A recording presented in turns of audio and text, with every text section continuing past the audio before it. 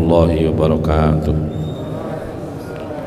Kita akan melanjutkan hadis ke-10 dari bab ya, banyaknya jalan kebaikan ya. Kita masih di lingkup kebaikan-kebaikan yang Allah berikan kepada kita. Betapa banyaknya kebaikan jalan atau jalan mendapatkan pahala. Al-ashiru, hadis ke-10. Qala al-mu'allif rahimahullahu ta'ala wa nafa'ana bihi wa bi'ulumihi fid dharain, amin. Anhu anna Rasulullah sallallahu alaihi wasallam. Anhu dari Abu Dzar. Ini anhu masih mengikuti riwayatnya dari Abu Dzar ya. Anna Rasulullah sallallahu alaihi wasallam, sesungguhnya Rasulullah sallallahu alaihi wasallam qala, bainama rajulun yamshi bi tariqin istadda alaihi al-'atsy. Qala Rasulullah bersabda, bainama rajulun, pada satu ketika ada seseorang laki-laki, yamshi, sedang berjalan, bi tariqin ya, dalam sebuah perjalanan, istadda alaihi, maka dia merasakan al-'atsya ya, merasakan sangat haus. Dalam sebuah perjalanan ada seorang laki-laki ya, dia sangat merasakan kehausan. Fawajada bi'ran, maka dia menemukan sebuah sumur. Fanazala fihi, maka dia turun ya, fiha ya, fanazala fiha, maka dia turun ke sana. Maka dia turun, fasyaroba, kemudian dia minum. Karena merasa haus, kemudian ada sumur, dia turun kemudian minum di situ. Tsumma kharaja, kemudian dia keluar. Fa idza kalbun yalhas yakulut tar. Kemudian ketika dia keluar, fa idza kalbun, ketika itu ada anjing yalhas, yang haus ya, kelihatan haus, jadi menjulurkan lidahnya kehausan, yalhas. Yakulut taro, yang dia menjilati tanah, minal 'atsyi, karena kehausan. Mungkin yang pernah kita dengar juga hampir mirip, hampir sama, itu seorang laki-laki pelacur ya, yang kemudian dia juga memberi minum anjing ya. Faqala ar-rajulu, maka laki-laki tadi berkata, laqad balagha hadzal kalbu minal 'atsyi, sungguh anjing ini pasti dalam keadaan sangat haus. Mislal ladzi kana qad balagha minni, sebagaimana tadi yang aku rasakan. Nah, anjing ini merasakan haus sebagaimana tadi aku merasakannya. Karena melihat itu, fanazalal bi'ra, maka fanazala, maka turunlah laki-laki tadi al-bi'ra, di sumur tadi. Famala khuffahu, maka dipenuhilah, malah memenuhilah laki-laki tadi khuffahu, sepatunya, dipenuhi ma'an, air. Kemudian dia pakai sepatunya ya, diambil untuk mengambil air, pakai sepatunya, dipenuhi itu air di sepatunya. Tsumma amsakahu bifihi, kemudian dia gigit bifihi, dengan mulutnya. Jadi naiknya dia gigit dengan mulutnya, karena tangan kanan kiri mungkin manjat gitu ya, sehingga nggak bisa dipegang, dia gigit dengan giginya ya, dengan mulutnya. Hatta roqiya fasaqal kalba, sehingga dia sampai ke atas, sehingga dia naik sampai ke atas sumur.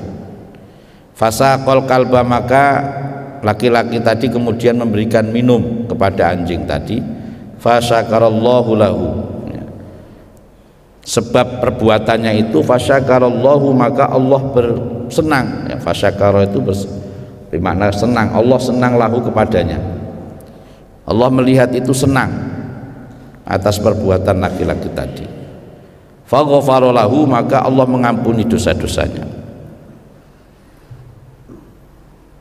Qalu, maka para sahabat bertanya, ya Rasulullah, wahai Rasulullah, wa inna lana fil bahaim ajran, kami juga bagaimana tentang keadaan kami yang mempunyai binatang ternak? Ini para peternak ini memberi makan pagi, siang, sore, ya, memberi minum. Apakah kami juga mendapat pahala? Faqala fi kulli kabdin rotbatin ajrun. Maka Rasulullah bersabda, pada setiap hati yang basah kasih sayang, maka dia akan selalu mendapatkan pahala.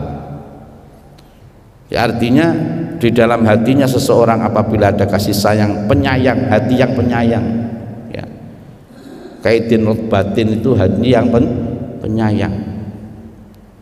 Dengan makhluk siapapun dia penyayang.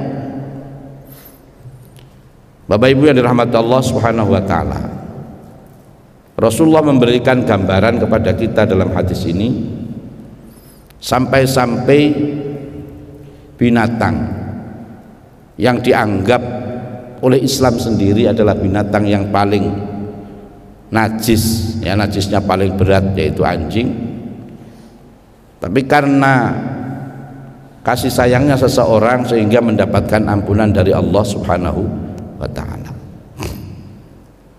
Apalagi yang kasih sayang itu kita berikan kepada makhluk yang lain yang lebih utama, manusia umpamanya.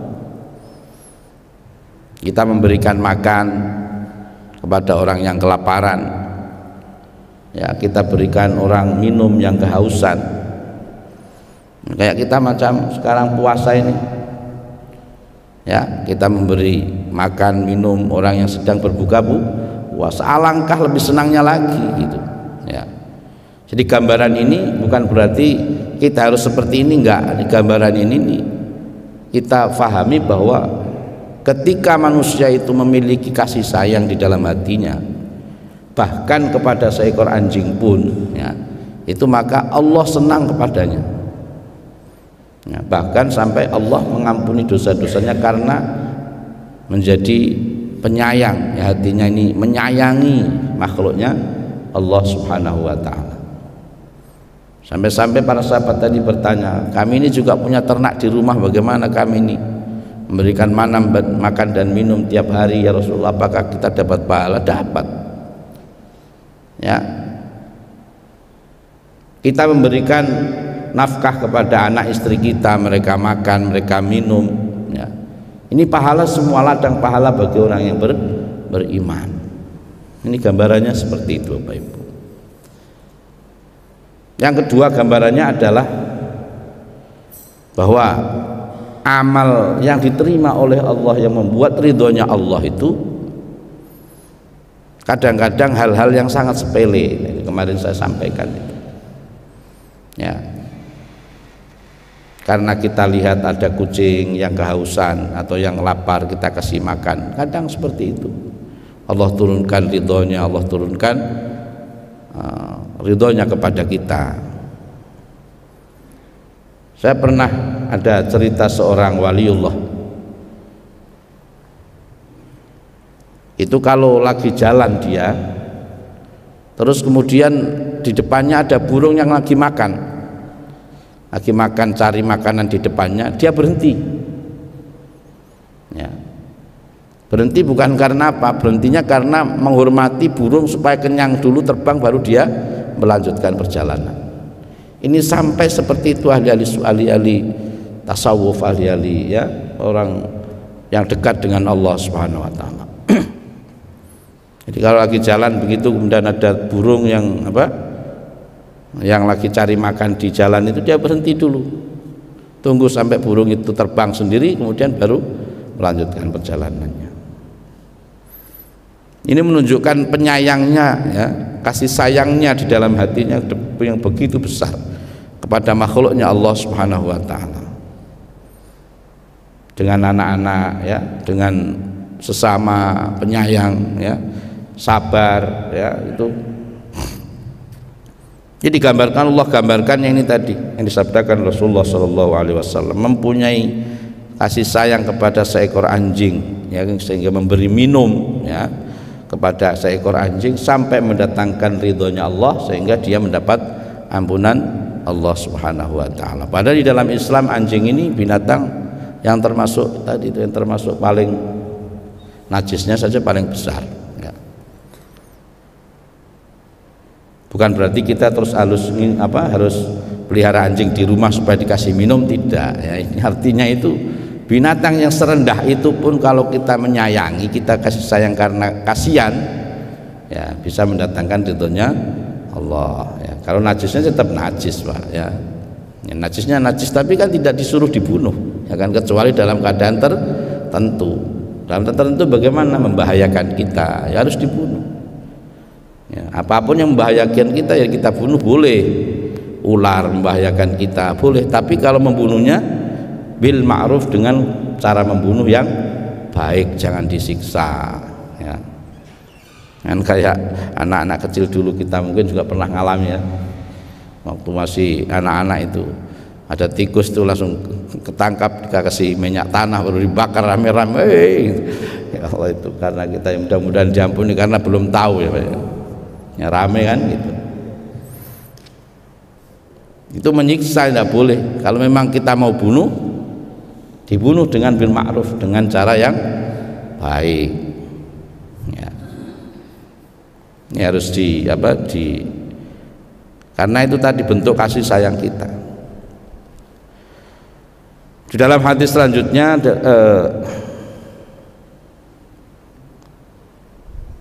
qala laqad ra'aitu rajulan, pada hadis yang ke-11 al-hadi asyara anhu, masih dari Abu Dzar, ya. Anin Nabi sallallahu alaihi wasallam qala, dari Nabi sallallahu alaihi wasallam qala laqad ra'aitu rajulan. Posisi tadi hadisnya saya bacakan yang awal tadi muttafaqun alaih, ya. Hadis ini disepakati oleh kedua imam muhaddis, yaitu Imam Bukhari dan Muslim. Hadis yang ke-11 dari Nabi sallallahu alaihi wasallam qala laqad ra'aitu rajulan, sungguh aku telah melihat laki-laki yataqallabu fil jannah, yang dia mondar-mandir di dalam surga. Jadi kalau mondar-mandir berarti sudah di dalam surga. Fi syajaratin qata'aha min dziril tariqi, dikarenakan disebabkan hanya karena memotong dahan min dziril tariqi, yang ada di tengah jalan, yang kanat tu'dzil muslimin, yang dahan itu mengganggu orang yang lewat, membahayakan orang muslim yang lewat. Rawahu Muslim. Rasulullah bersabda bahwa aku melihat ada laki-laki, ada seseorang yang masuk surga, artinya itu yataqallab itu mondar-mandir berarti di dalam surga, ya. Itu masuknya surga hanya gara-gara apa? Allah turunkan ridho, Allah berikan ridho kepadanya gara-gara memotong dahan yang mengganggu jalan. Jadi kalau ada orang lain ada orang lain yang lewat, itu berbahaya, membahayakan bagi keselamatan orang lain, karena hatinya tulus ikhlas, sehingga Allah menurunkan, Allah ridho kepadanya. Yang kita cari ini kan ridhonya Allah, Pak, ya. Tapi jangan salah paham dengan hadis begini. Nah, itu terus nggak sholat, nggak puasa, terus motongin dahan saja, nggak begitu. Artinya itu hal-hal yang kecil seperti itu tuh membuat amal kita yang lain ini loh kemudian diterima oleh Allah. Ya, sholat harus sholat, puasa harus puasa. Ya, jangan salah paham. Oh, kalau begitu nggak usah sholat sudah, nggak usah puasa sudah, kita potongi saja dahan-dahannya, ya, yang di jalan itu. Ya boleh-boleh saja, tapi ya dosanya karena meninggalkan sholat. Itu juga hati-hatian bahwa rahasianya Allah untuk menurunkan ridho kepada hambanya dalam amal-amal, di mana Allah menurunkan ridhonya nggak tahu kita ini, ya. Jadi amal-amal yang kecil begini,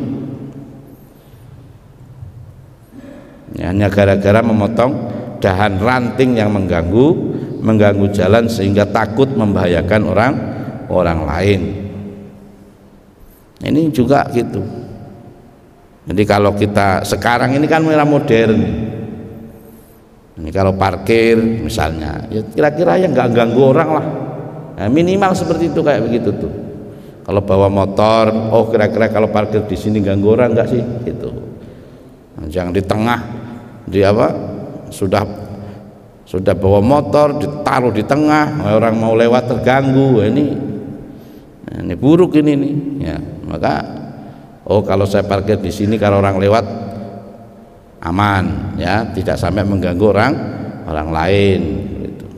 Tahu di situ pintu, depan pintu diparkir, ya ini menunjukkan tidak tertib orang begitu. Ya.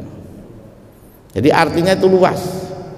Bisa diartikan juga hadis ini orang yang beri kemudahan kepada orang lain sehingga dengan perbuatannya itu terselamatkan orang lain itu.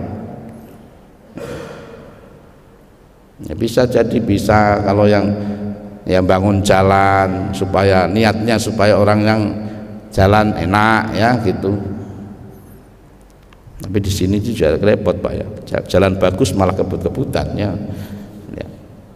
Dibikin portal tinggi-tinggi, wah di sini sebenarnya itu saya nggak setuju juga kalau dengan begitu. Ya, orang jalan itu terganggu sekali. Tapi kalau tidak begitu ya ugal-ugalan masalahnya. Ya, jadi serba salah juga ya. Jadi itu ya. Jadi jangan salah paham dengan hadis-hadis yang seperti ini, ya. Jangan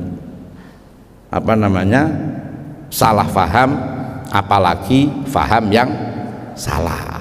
Nah, jadi ada dua, ada orang itu salah paham, ada yang pahamnya salah. Nanti bahaya juga kalau begitu. Ya, tadi itu saya sampaikan ini. Ya. Hadis selanjutnya satu lagi, Ats-tsani asyara, yang ke-12. Qala Rasulullah sallallahu alaihi wasallam, man tawaddoa, barang siapa tawaddoa, barang siapa tawaddoa yang berwudu fa ahsanal wudu'a, kemudian dia menyempurnakan wudunya, summa atal jumu'ata, kemudian dia di sholat Jumat. Ini tentang sholat Jumat. Fastama'a, kemudian dia mendengarkan, wa angsota, dan memperhatikan khatib, anaknya di sini ya. Ghufira lahu ma bainahu wa bainal jum'ah, maka Allah ampunkan dosanya antara Jumat itu dengan Jumat sebelumnya. Ya, walaupun dengarkannya sambil ngantuk-ngantuk ya, yang penting jangan ribut ya. Jadi didengarkan, maka biasanya Pak Asnan angsitu wasma'u wa ati'u rahimakumullah. Di angsitu, angsit isma' ya, angsit wasma'. Jadi angsit itu mendengarkan dengan penuh didengarkan dengan memperhatikan ya. Kalau wasma'u mendengarkan saja, mendengarkan dan memperhatikan ya. Ya, makanya angsitu wasma'u wati'u rahimakumullah. Tapi itu karena nggak paham, akhirnya yang nggak dianggap apa-apa pada itu. Perhatikan dan dengarkan wahai saudara-saudaraku sekalian ya. Dari Abu Hurairah radhiyallahu anhu qala, sesungguhnya Rasulullah bersabda ya. Apa lanjutannya? Ruya Nabi Hurairah radhiyallahu anhu qala Rasulullah sallallahu alaihi wasallam, fa idza qulta li sahbika yaumal jum'ati angsit. Ini itu ya. Ketika engkau berbicara dengan temanmu ya, dan khatib sedang dalam keadaan khutbah, angsit, diam ya. Ya, angsit, jadi diamlah. Barang siapa yang berbicara di saat khatib naik mimbar, maka sia-sialah Jumatannya, gitu. Itu artinya gitu. Nah, barang siapa yang Jumatannya sia-sia, fala Jum'atalah, maka dia bagaikan tidak sholat Jumat. Tapi ini orang nggak paham, jadi akhirnya ya khatib naik mimbar, tapi dia masih merokok di luar, ya gitu. Sambil nunggu masih khutbah, akhirnya apa? Masih rokokan di luar, masih cerita di luar. Artinya bukan tidak sah, tapi kurang sempurna, tidak sempurna. Jadi ya, itu bimakna ada tiga ya. La linafi, la linahi, dan la yang terakhir itu la kesempurnaan, apa ya, la yang melarang, ya, kemudian la yang meniadakan. Yang melarang itu seperti gini, misalnya la tadkhul, jangan engkau masuk, berarti melarang masuk. Kalau yang meniadakan itu seperti la ilaha illallah, tidak ada Tuhan selain Allah. Ada la yang tadi itu untuk menyempurnakan tadi ya. Jadi maka yang tadi fala jum'atalah, maka baginya tidak sempurna jumatannya. Seperti la tasrabanna hadukum bil qiyam, jangan sekali-kali, ya itu larangan. Larangan linahi. Jadi barang siapa yang wudu dengan sempurna kemudian dia mendatangi sholat Jum'ah, kalau bisa dengan sunnah-sunnah Jum'ah, ya, dengan pakai wangi-wangian, mandi, sholat terus pakai wangi-wangian, kemudian mendengarkan khotib yang sedang berkhutbah, maka itu baginya adalah kafarah, ya. Allah ampunkan dosa dari Jumat satu ke Jumat yang lainnya. Nah, bagaimana kalau orang datang tapi khotib sudah Jumat, apakah kita sholat sunnah atau langsung duduk gitu ya? Kalau dalam kitab Fathul Mu'in itu jelaskan sholat 2 rakaat tapi ringan, ya, ringan itu cepat, tidak usah lama-lama ya, karena sunnahnya diantaranya adalah sunnah diantaranya masuk masjid harus tahiyatul masjid, ya, tahiyatul masjid. Ghufirul ma banahu, ya, wa ziyadatu salasati ayyim, lu ada lagi ayamin, tidak hanya satu Jumat ke Jumat yang lain, tapi masih ditambah lagi 3 hari. Berarti berapa itu? Dari satu Jumat ke Jumat yang lainnya ditambah 3 hari. Ya, tapi diingat Pak, ketika ada hadis-hadis yang menjelaskan tentang ghufiro, tentang ampunan kayak begini ini, maka yang diampuni adalah dosa-dosa kecil. Kalau dosa-dosa besar maka bertaubat, harus dengan bertaubat. Ya, dosa-dosa kecil kayak kita nggak sengaja jalan lihat kanan kiri ada vitamin A misalnya, sengaja, ya itu dosa-dosa kecil begitu tuh, ya, maka diampuni dengan seperti itu. Kita datang ke sholat Jumat dengan sempurna, wudu sempurna, datang mendengarkan khutbah kemudian ikut sholat Jumat. Waman masal haso fakot lago, barang siapa yang memegang haso, kerikil, bukan kerikil sekarang ya, fakot lago, maka dia sia-sia, Jumatannya sia-sia, main-main kerikil. Ya dulu kan tidak pakai keramik, ya, dulu zaman Rasulullah pakai pasir, mungkin ada kerikil-kerikilnya harus dia main kerikil. Sekarang bisa juga tasbih, ya, sedang khotib naik mimbar kita muter-muter tasbih, ya, kayaknya bener tuh, ya, tapi ternyata tidak. Pokoknya kalau lagi khotib sedang khutbah dengarkan saja, ya, apalagi main HP, ya tambah enggak, ya itu. Jadi maka fakot lago, maka sia-sia artinya itu pahalanya kalau Jumatannya tetap sah-sah saja tapi tidak sempurna, ya, pahalanya tidak dapat. Ya sama dengan orang puasa yang masih yang dijelaskan itu, ya, yang dia dapat hanya lapar dan dahaga, akan tetapi dapat pahala, ya, gitu ya Muslim. Ini mungkin insyaallah mudah-mudahan bisa kita amalkan beberapa hadis yang saya bacakan dan kita bisa sampaikan ke saudara teman kita, keluarga, anak kita semuanya, ya, dan kita amalkan di hari-hari. Demikian, subhanakallahumma bihamdika asyhadu an la ilaha illa anta astaghfiruka wa atubu ilaik. Assalamualaikum warahmatullahi wabarakatuh.